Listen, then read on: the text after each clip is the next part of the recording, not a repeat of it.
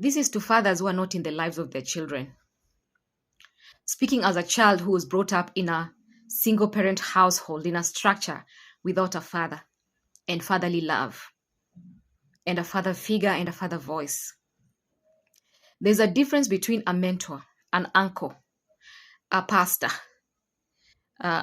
your mother's male colleagues, even your elder brothers, and your blood father.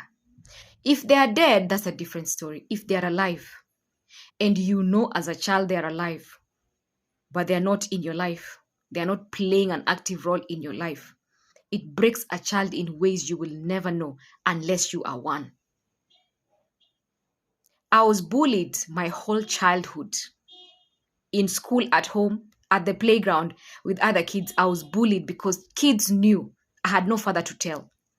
You know how kids say, I'm going to tell my father. They knew whatever they do to me, I will never tell my father. Yes, I have a mother. My mother was very mkali, was a teacher, for that matter. But they didn't care. There's a power that comes with being male, with having a deep voice. It's very, it represents leadership. So when you tell kids, wait, watcha, don't do that, they're very scared. But mothers, hata ukwe mkali aje, hiyo sauti haifanyi chochote, haina impact kama ile ya ida. For mothers, no matter how wakali they are, no matter how scary they are, kids know that they're not scared. What will you do? So I had no father to fight for me. So all my childhood I was bullied. Think about it. As a man, you're somewhere right now eating nyama choma, drinking Hennessy, and your child is being harassed. Your child is collecting trauma. And you might think it's a small thing, but these are the things that influence people when they become adults. You might think, they get over it. They're just kids playing. No, these things shape adults. These things form how people resolve conflicts. These people, shape how people turn out as adults. Are they good communicators or poor communicators? Are they fearful? Are they scared? Are they traumatized? Let me tell you, they are not light issues. So wherever you are, whatever it is you're doing with whoever you are there absent in your child's life. Your child is busy collecting trauma, is being harassed, growing up to become a wimp, a sissy, without a backbone, because you were never there to affirm, to protect your child, emotionally, physically. I don't care who is wrong or right, whether it's the mother who has refused for the man to be involved in the child's life, or the father has refused to take responsibility. I'm speaking as a child. Let me speak for the children.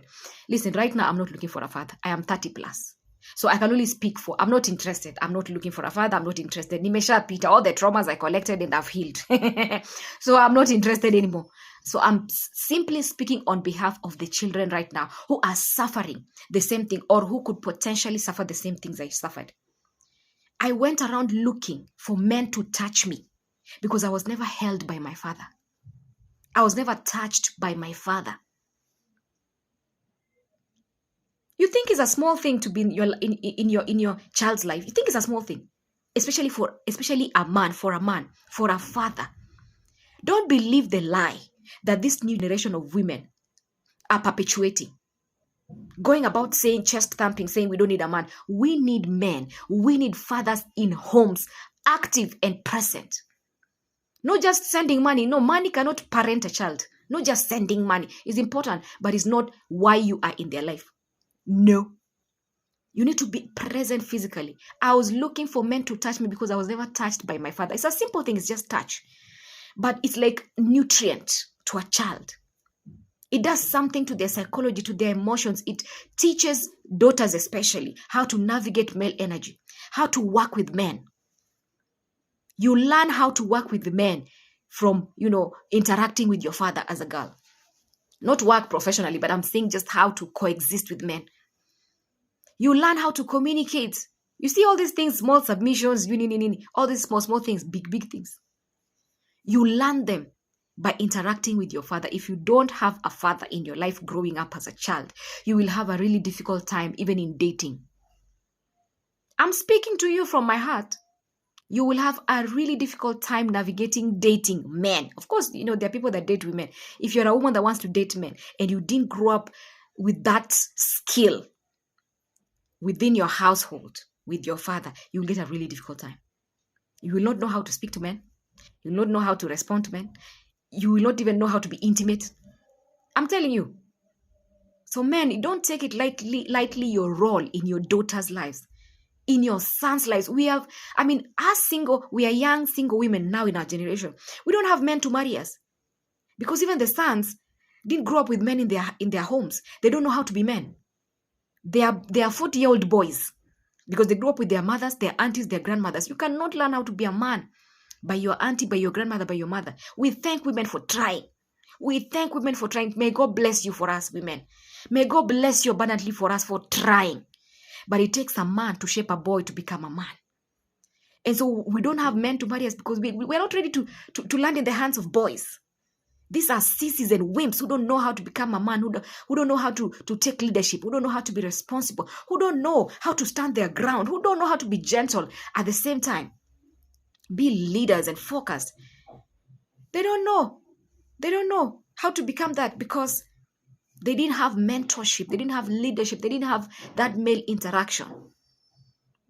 It's not enough just having uncles around, having friends of your mother, having older brothers, elder brothers. It's not enough to do that. It's one thing to have those, but it's another thing to have your blood father, shape you into becoming a man.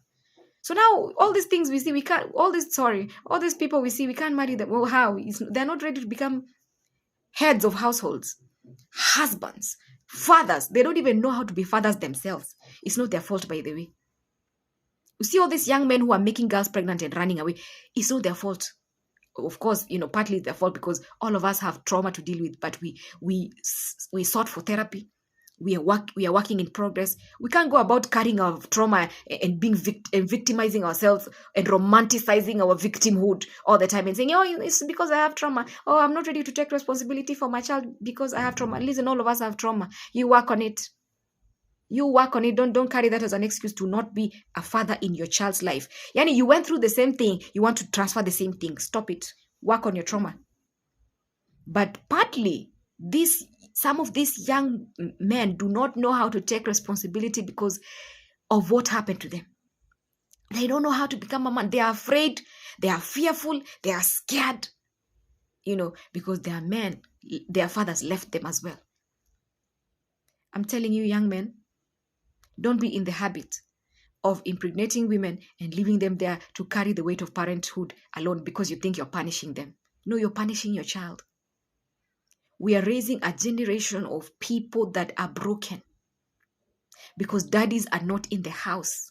It is not a fashion. It is not trendy. It is not sensational. It is not a vibe. It is not nice. It is breaking children. We need fathers back at home. We need daddies in the lives of children. Don't tell me I'm sending money. Money cannot be a father. You are giving Jesus a lot of work. Some of us, it has taken Jesus therapy a lot of work for us to even be sensible today. Why not for those things we would be pieces of shit? Yes, I'm just going to call it as it is. Calling all men dogs and being broken and bleeding on people that didn't hurt us. Let me tell you, men, start taking responsibility. Start being present. You have no idea. I know you have been emasculated. You have been robbed of your masculinity. You have been told you're not capable. Do not listen. You have been told we don't need you. We need you. I am speaking as a full, complete woman. I am saying we need you back at home. We need you as husbands. Because our children need to see you love us. For them to also raise their standards and expect better and do better. And we need you to become great fathers to children. We need you in the house. We need you at home. We need you in the lives of our children. I don't know if I can say this enough.